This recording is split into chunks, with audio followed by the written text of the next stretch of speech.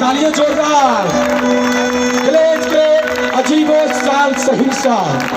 तालियां इतनी कम, जो लोग स्टार बनेंगे सिर्फ वही ताली बजाएंगे। थैंक यू, सभी लोग बैठ जाएंगे। Thank you so much, thank you so much, thank you बैठ जाएंगे। थैंक यू सो मच दोस्तों। म्यूजिक म्यूजिक, सभी लोग बैठ जाएंगे। Thank you. मैं रिक्वेस्ट करूंगा सभी डिस्ट्रीब्यूटर से कि दोस्तों अब बारी है सीखने की।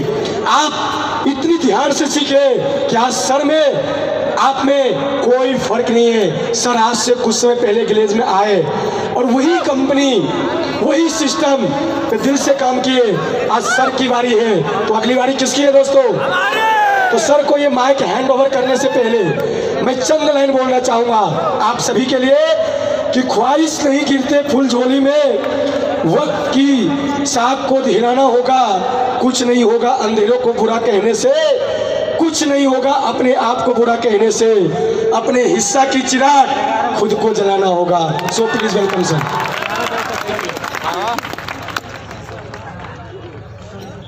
वेल नमस्कार दोस्तों, कैसे हैं आप लोग? कितने ऐसे लोग इस भीड़ में बैठे हुए जिससे आज मेरी पहली बार मुलाकात हो रही है? क्या बात, थैंक यू। जरूर दोस्तों, मैं इस कामयाबी की राज आपके साथ शेयर करूंगा कि मैं इस बिजनेस में अपने आप को कैसे साबित किया। सीखेंगे, समझेंगे, करेंगे काम।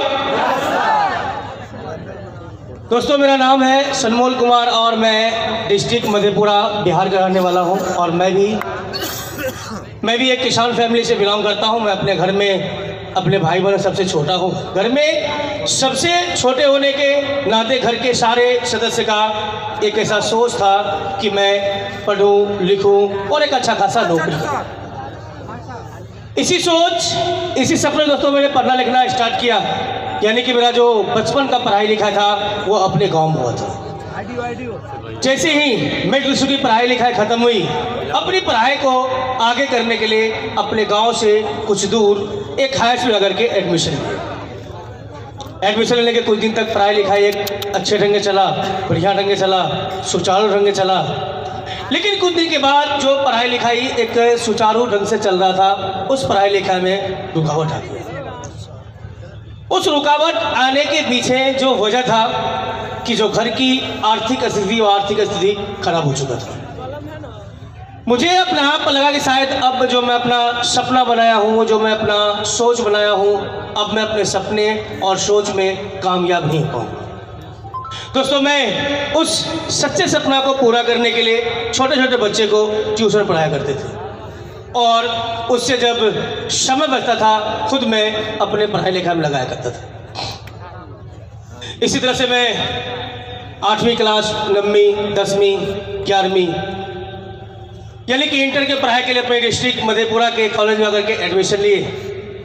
अपनी सारी परेशानी से जूझते हुए, अपनी सारी समस्या से टकराते हुए मैं इंटर का भी एग्ज़ाम दिया।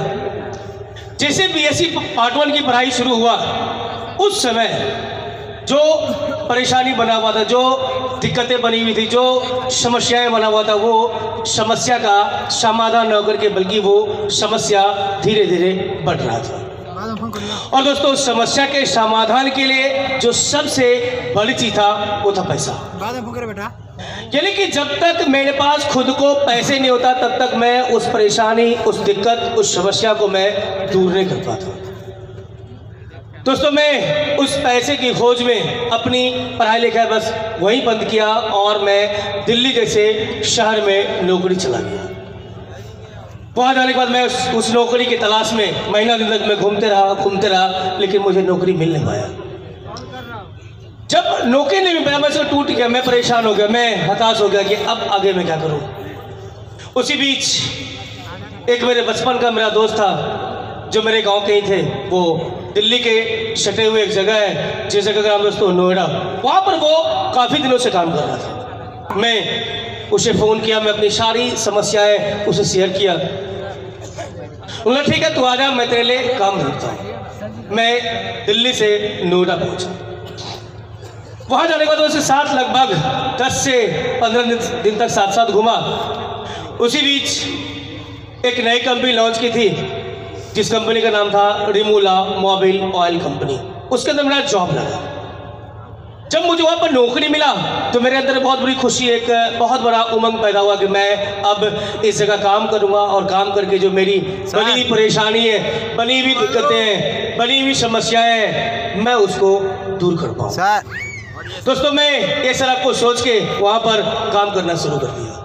वहाँ जो काम करना था, सुबह जगना, सवेरे तैयार होना और दूर दूर के शहरों में जाकर के उसका स्टॉल लगाना और सुबह से लेकर के देर रात तक उसका प्रचार प्रसार करना। यानी कि मैं जिस तरह से मेहनत कर रहा था, काम कर रहा था, स्ट्रगल कर रहा था, उस तरह से मुझे पैसा मिलने रहा था। मैं लगभग 6 से 7 महीना मैंने वहाँ पर काम किया। उसके बाद मैं खुद अपनी ज़िंदगी से तंग आकर के मैंने खुद को आइडिया लिया कि इससे अच्छा है, इससे बढ़िया है, इस काम को मैं अपने गांव चलूं और वहां चल करके मैं छोटे पैमाने पर कोई तरह का बिजनेस करूं, कोई तरह का काम करूं, कोई तरह का धंधा करूं, जिससे कुछ इनकम हो और उस इनकम से जो मेरी बड़ी परेशानी है मैं उसको दूर कर पाऊँ। दोस्तों, मैं ये सारा कुछ सोच के नोएडा से अपने गाँव आया। आने के बाद मैं सोच ही रहा था कि सारा काम स्टार्ट करूं, शुरू करूं।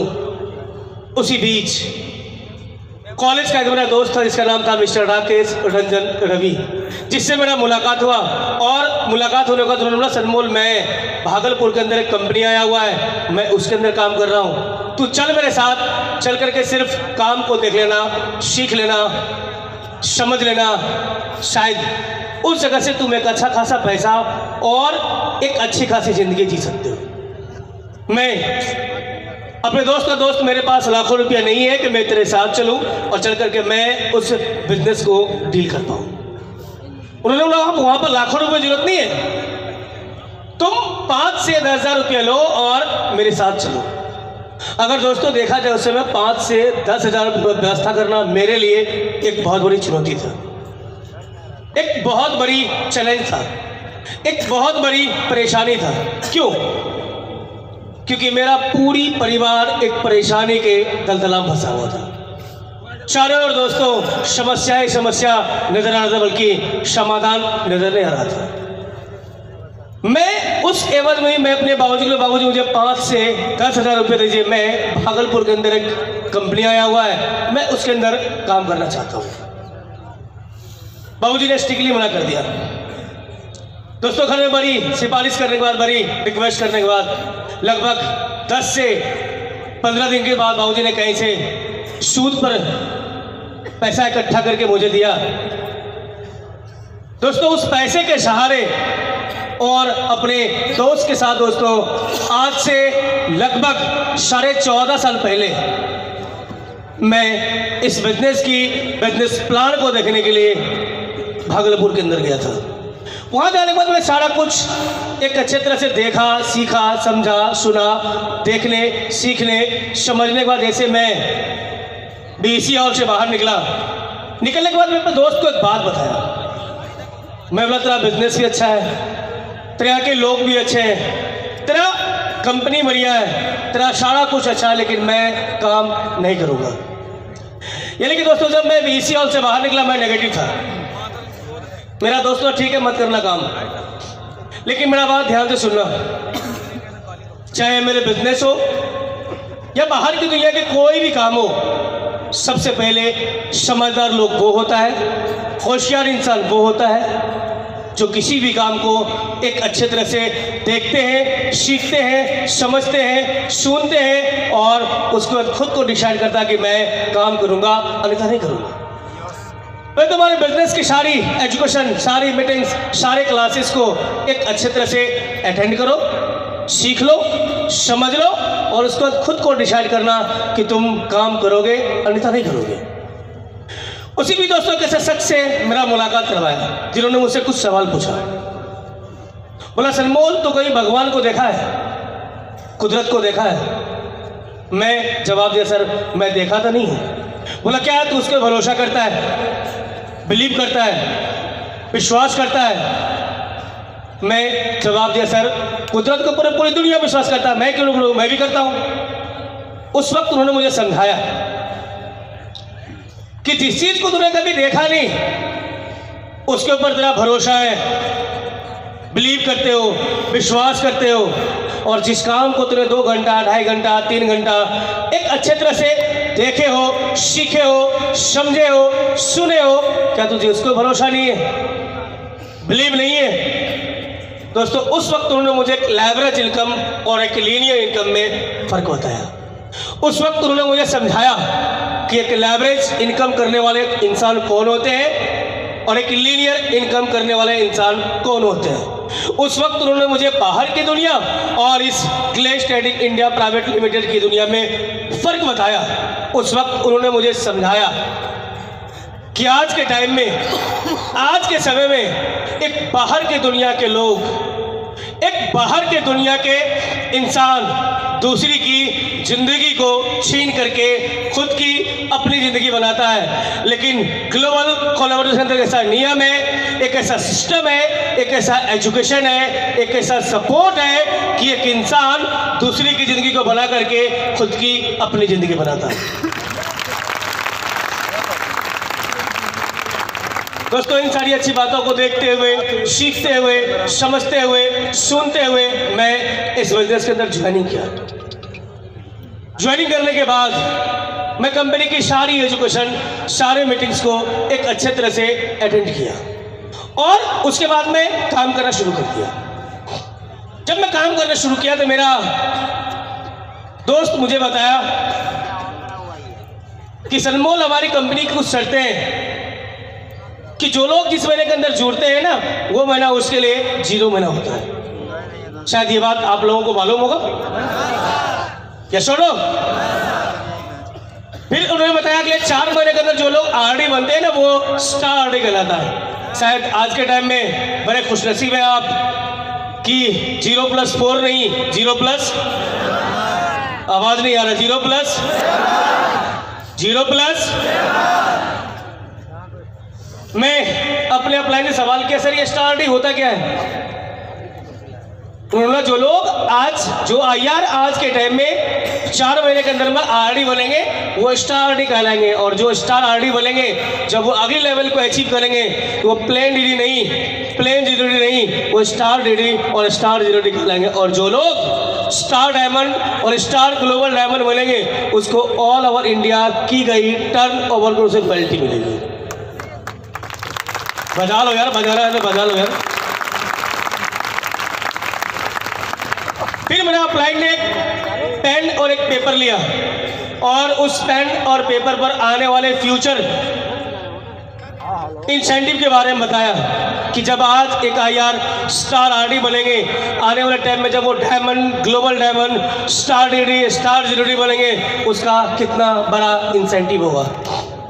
दोस्तों जब मेरा प्लान उस पेन और पेपर पर आने वाले फ्यूचर इंसेंटिव के बारे में बता रहा था, 2 लाख, 4 लाख, 5 लाख, 10 लाख, 15 लाख, 20 लाख, 25 लाख, मैं उस इंसेंटिव को देख करके बड़ी हैरान था। क्यों? क्योंकि दोस्तों मैं भी एक स्टूडेंट लाइफ में इस बिजनेस में आया था। बाहर की दुनिया में लाखों की बात सुने तो थे बट दिखे नहीं थे, लेकिन मुझे अपने अपलाइन के ऊपर ब्लाइंडली विश्वास था। मैं अपने अपलाइन के ऊपर आंख बंद करके भरोसा करता था। मैं अपने अपलाइन को बताया, सर आप मुझे सिर्फ रास्ता बताओ, मुझे करना क्या है। आप मुझे सिर्फ दिशा निर्देश बताओ, मुझे चलना किधर है। मैं चलने के लिए तैयार हूं, करने के लिए तैयार हूं। आप बोलोगे रात को दिन है, दिन है, दिन को रात है, रात है, मैं चलने के लिए रेडी हूं। आप सिर्फ मुझे रास्ता बताओ, मुझे करना क्या है। दोस्तों मैं काम करना शुरू किया। जिस महीने के अंदर मैं इस बिजनेस के अंदर अपना जिंदगी लगाया, जिस महीने के अंदर मैं काम करना शुरू किया, उसी 0 महीने के अंदर कंपनी की पहली प्रमोशन पीडी लेवल को 8 लोगों से अचीव करके दिखाया। और दोस्तों मुझे याद है कुछ महीने का मेरा इंसेंटिव जो चेक था वो ज़्यादा नहीं, मात्र 800 रुपये की चेक था। नेक्स्ट वो पहला मेरा स्टार्ट था और मुझे एडी बनना था। और दोस्तों एडी बनने के लिए जो कंपनी की उस समय शर्त थी कि जो डिस्ट्रीब्यूटर 1 मंथ कैलेंडर अपने नेट से 15 सेल करेंगे, 600 आईपी का बिजनेस करेंगे या उससे ज़्यादा का टर्नओवर करेंगे, जब जाकर के वो एडी बनेंगे। दोस्तों मैं उस महीने के अंदर जी तोड़ मेहनत किया। अपने अपलाइन के साथ जो लोग मेरे साथ काम करना शुरू किया, मैं उसको साथ में लेकर के खुद को एजुकेशन अटेंड किया। अपने अपलाइन की मदद से जो लोगों ने मेरे साथ ज़िंदगी लगाया, मैं उसके लिस्ट को शॉर्ट आउटिंग करवाया, लिस्ट बनवाया, शॉर्ट आउटिंग करवाया। जो लोग मेरे साथ काम करना शुरू किया, मैं उसका प्रमोशन दिलाया। और उस महीने के अंदर जो दोस्तों मेरा मेहनत रंग लाया। लोग 15 सेल से एडी बंदा, मैं 15 नहीं, 20 नहीं, 25 नहीं, बल्कि उस महीने के अंदर मैं अपना अगला एडी प्रमोशन 30 लोगों ने अचीव करके दिखाया। और दोस्तों मुझे याद है कुछ समय के मेरा चेक जो इंसेंटिव था वो ज़्यादा नहीं, मात्र 1680 रुपये की चेक था। नेक्स्ट, वो दूसरा मेरा स्टार्ट था और मुझे एसडी बनना था। और दोस्तों उस समय एसडी बनने के लिए जो कंपनी की शर्तें थी कि जो डिस्ट्रीब्यूटर 1 मंथ कैलेंडर अपने नेट से 45 सेल करेंगे, 1800 आईपी का बिजनेस करेंगे या उससे ज़्यादा का टर्नओवर करेंगे, जब जाकर के वो एसडी बनेंगे। दोस्तों मैं उस महीने के अंदर दिन और रात स्ट्रगल किया। एक एक लोगों से मिलना, रिलेशन बिल्डअप करना, प्रमोशन के ऊपर काम करना, मीटिंग्स देना, फील्ड वर्क करना।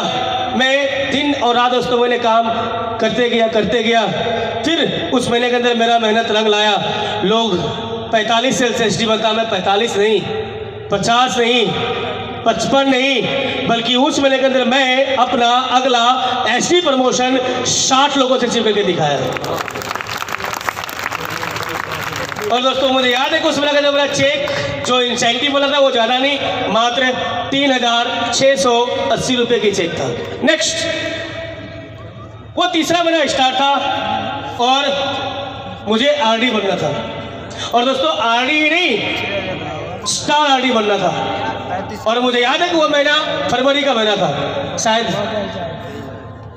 आज भी फरवरी महीना चल रहा है, सही बात है दोस्तों। वो फरवरी महीना था और वो 28 दिनों का महीना था।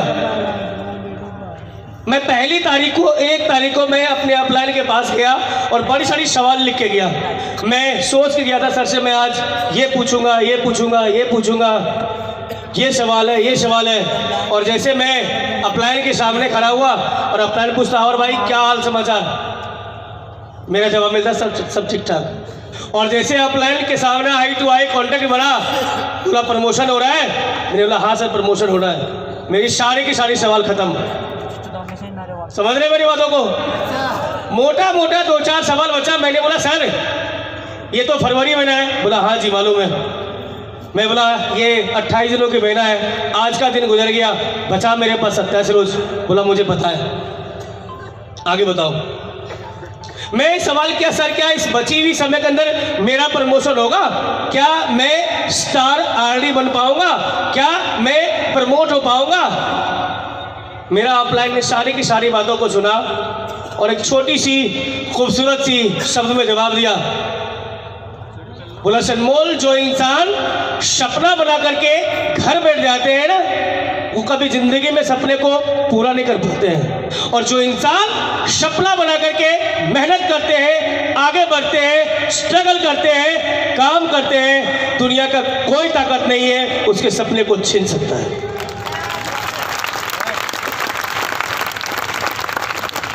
अगर तेरा ड्रीम है, तेरा सपना है कि मैं प्रमोशन लूं, स्टार आरडी बनूं, तू अपने नीचे डाउनलाइन की प्रमोशन दिला, मैं तेरे साथ हूं, तेरा प्रमोशन होगा। दोस्तों मैं अप्लायंस की बातों को सुना, फिर वही मोटिवेशन, वही एनर्जी, वही जोश, उसी एटीट्यूड से दोस्तों मैंने काम करना शुरू कर दिया। एक एक लोगों से मिलना, रिलेशन बिल्डअप करना, नीचे प्रमोशन दिलाना। मैं दोस्तों दिन और रात मैंने काम किया। एक ऐसी पागलपन, एक ऐसा भूख पैसे कमाने की, एक ऐसा दीवानापन प्रमोशन लेने का कि रात के 2 बजे, 2:30 बजे, 3 बजे, 4 बजे मेरा अपलाइन मुझे फ़ोन करता, कहाँ हो? मैं अपने टीम में लोगों को जगह जगह करके मीटिंग लिया करता था, प्लान बताया करता था। एक ऐसी पागलपन कि दोस्तों एक दिन नहीं, मुझे याद है वो प्रमोशन की समय 1 हफ्ता तक मैंने खाना ही नहीं खाया था।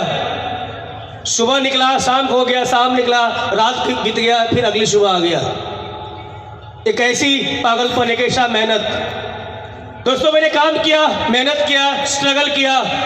कुदरत ने मेरा मेहनत देखा, मेहनत रंग लाया।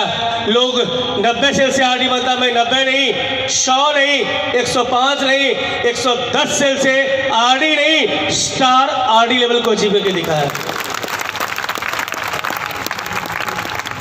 और दोस्तों स्टार आरडी बनने के बाद जो मेरा उस महीने का जो इंसेंटिव था वो ज़्यादा नहीं, मात्र 24,680 रुपये के चेक था। नेक्स्ट,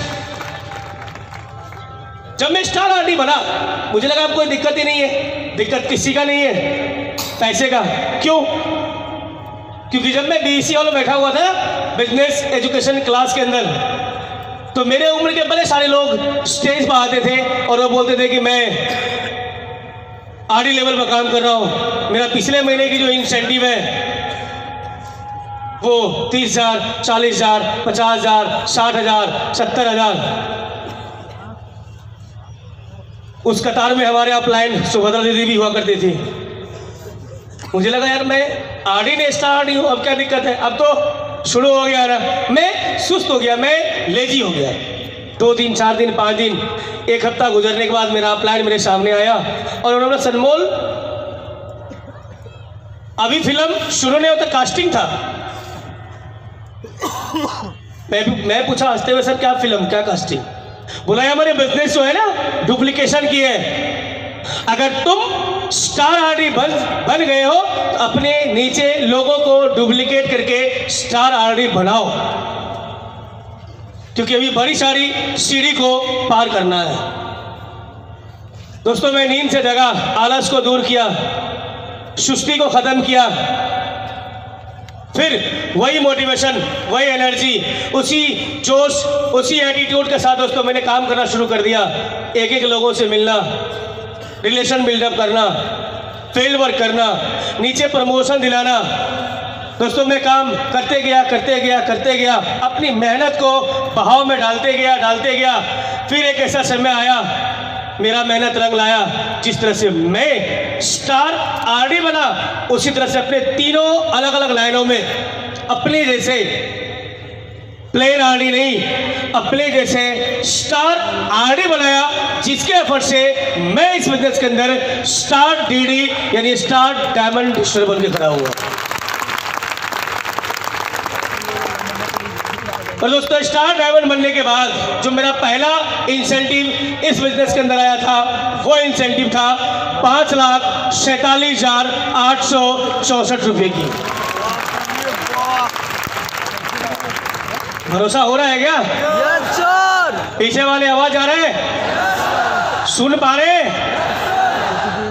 दोस्तों फिर मेरा अपलाइन ने मुझे बताया, सनमोल जब एक इंसान का सितारा गर्दिश पर हो ना, तो उस इंसान को होनी चाहिए अपनी मेहनत दोगुनी नहीं चौगुनी कर देनी चाहिए।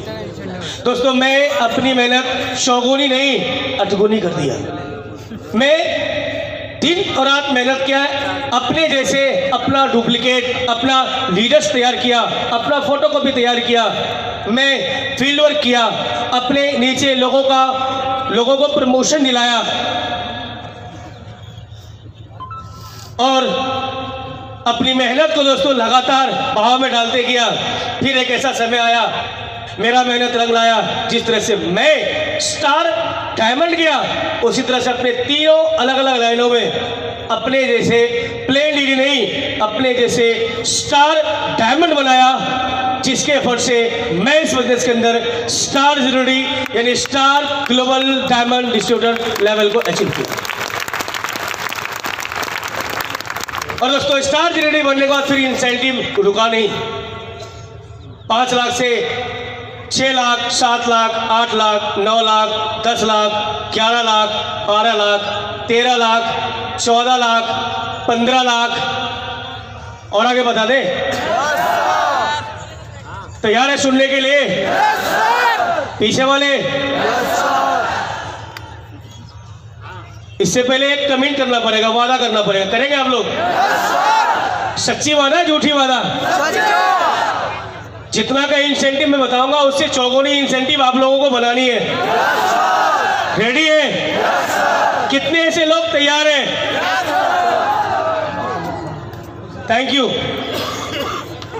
फिर दोस्तों 16 लाख, 17 लाख, 18 लाख, 19 लाख, 20 लाख, 21 लाख, 22 लाख, 23 लाख, 24 लाख, 25 लाख, 26 लाख, और आज इतने कम उम्र और इतने कम समय दोस्तों, आज तक जो मैं इस बिजनेस से जो अर्न किया हूं वो लगभग जो अमाउंट होगा दोस्तों, वो अमाउंट है 14 से 15 करोड़ रुपया। आवाज नहीं है, माइक रख के बात करो। बजाना है तो जोर से बजा लो यार। चाहिए बड़ी इंसेंटिव, बड़ी प्रमोशन, बड़ा चेक, बड़ी गाड़ी, बड़ा बंगला चाहिए? जिंदगी में 2 चीज छोड़ना होगा। तैयार है? छोड़ देंगे? सबसे पहले 1 नंबर में खाना खाना छोड़ना होगा, और दूसरा नंबर में सोना छोड़ना होगा। तैयार है छोड़ने के लिए? अब आपको लगता होगा सर अगर खाना खाना छोड़ दिया है और सोना छोड़ दे तो इंसान पागल हो जाएगा, उसका इलाज कांची नहीं आगरा। दोस्तों मैं आपको ये नहीं बोल रहा आपने खाना खाना छोड़ देना है, आपने सोना छोड़ देना है, बट इस जिंदगी में कामयाबी को अचीव करने के लिए, इस कामयाब लोगों के कतार में खड़ा होने के लिए, अपने आप को साबित करने के लिए इन 2 चीजों से कंप्रोमाइज करना होगा। बोला गया एक स्वस्थ इंसान को स्वस्थ रहने के लिए 3 टाइम का भोजन करना जरूरी होता है, बट इस कामयाबी की दौर में अगर वो 3 टाइम का भोजन 1 टाइम मिलेगा, चलेगा? चलेगा? बोला गया है कि एक स्वस्थ इंसान को स्वस्थ रहने के लिए 6 से 8 घंटे की लगातार नींद करना जरूरी होता है। अगर ये 6 से 8 घंटे के बजाय 3 से 4 घंटा मिलेगा, चलेगा? चलेगा? जिस दिन आपने मेरे बातों को सुना और उसके ऊपर काम करना शुरू कर दिया और ईमानदारी से कंपनी के प्लान के ऊपर मेहनत करना शुरू कर दिया, तो मैं दावा के साथ कहता हूँ 110% कि आपकी कामयाबी आपको जरूर मिलेगी। आप कतार में जरूर खड़ा होंगे, आप सुनहरे अक्षर से अपनी इतिहास को जरूर लिखेंगे।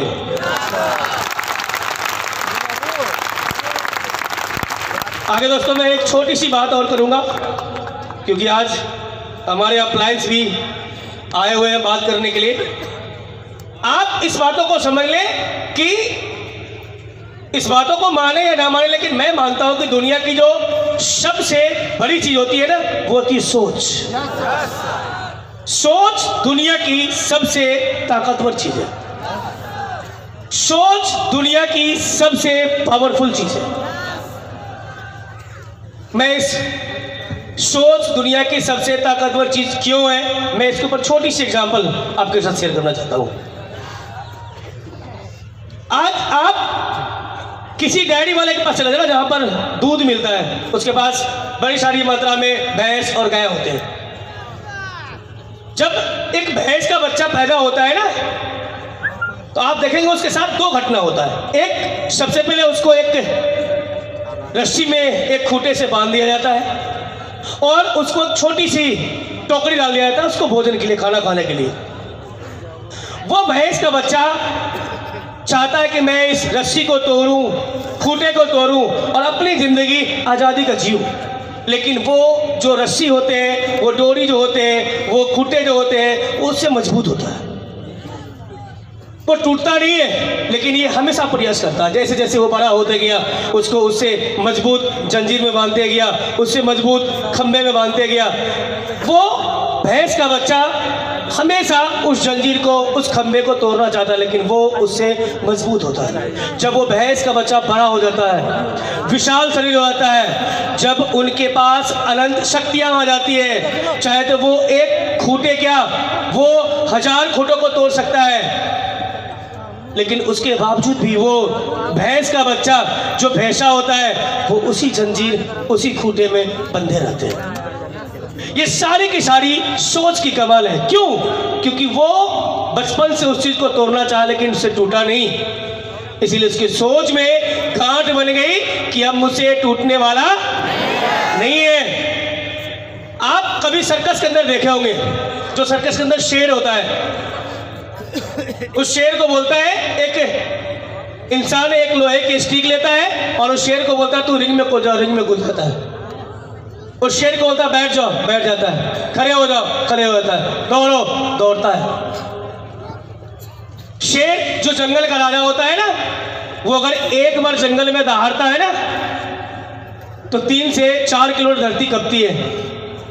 वो शेर जो सर्कस के अंदर होता है, एक इंसान एक स्टिक लेकर के जो बोलता है वो करता है। ये सारी की सारी सोच की कमाल है।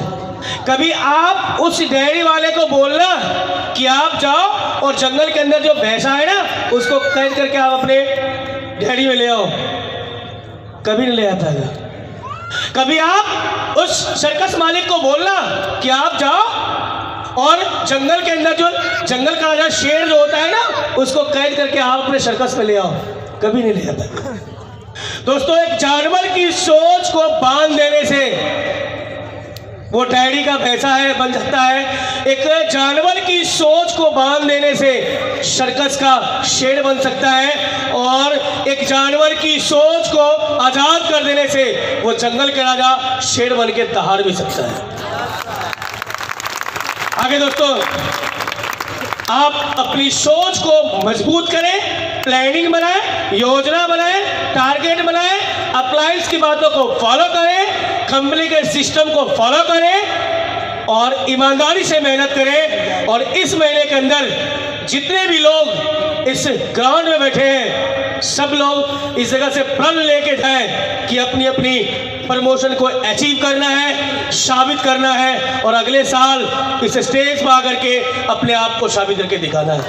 Best of luck, thank you so much. Thank you sir.